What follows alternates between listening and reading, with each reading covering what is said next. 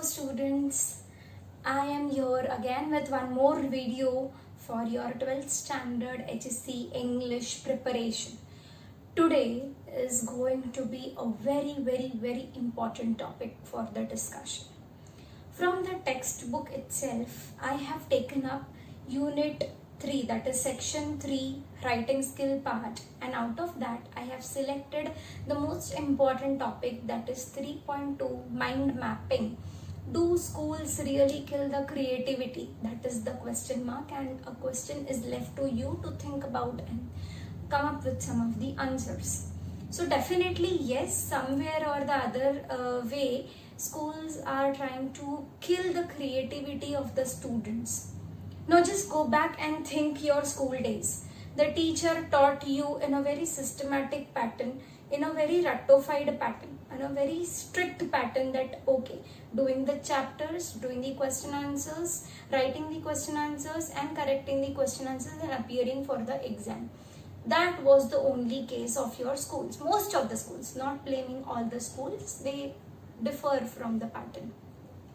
But yes, definitely somewhere we have killed our own creativity in the schools itself. So now how to go about and how to understand the creativity level, okay? And not to forget that mind mapping. What is mind mapping? Now break down this topic into two parts. Now what is mind? Mind is, everybody has their own minds. Yes.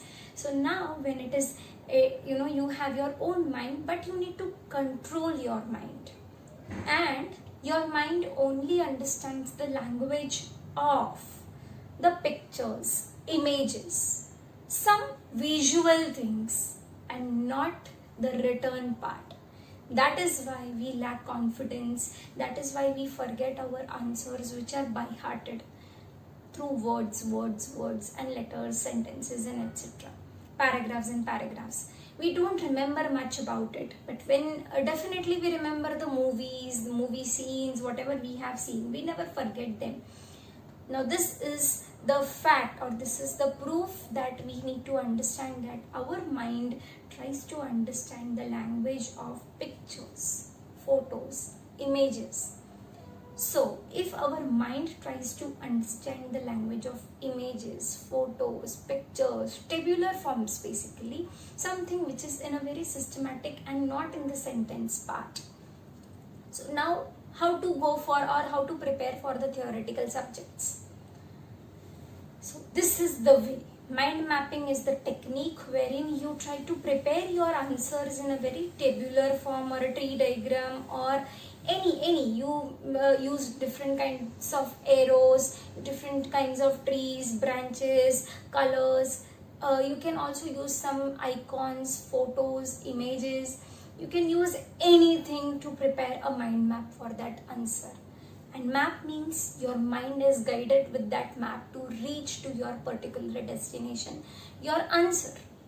So mind maps are that important, and fortunately it has been included in your English subject. So I was very much excited to take up this topic first, so that you have the entire year for your preparation, and you do need to prepare your answers in such manners which will surely be helpful. I want you all to try this method for your answers, and do give your comments in my comment box so that I understand whether you are following it or not.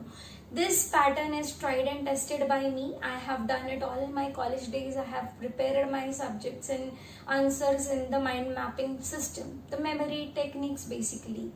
Okay, so mind mapping is that important. So I want you all to do one thing. First mind map, which is there in the text, they have asked you to prepare on page number 141, that is preparing for the HSC board examinations. And they have given you certain clouds of dialogues. You need to frame, plan and write down everything. This is your mind map, nothing else. So your mind maps works wonders. Do try it. Do understand it. Then creativity is not that important in this mind mapping system. You don't need to be very creatively artistic in your way. You can be just normal, because not everyone's drawings are so good. but that's okay. You use different colors of paints, you use arrows, you use boxes, circles, shapes, different shapes, and you create your own mind maps. Isn't it wonderful?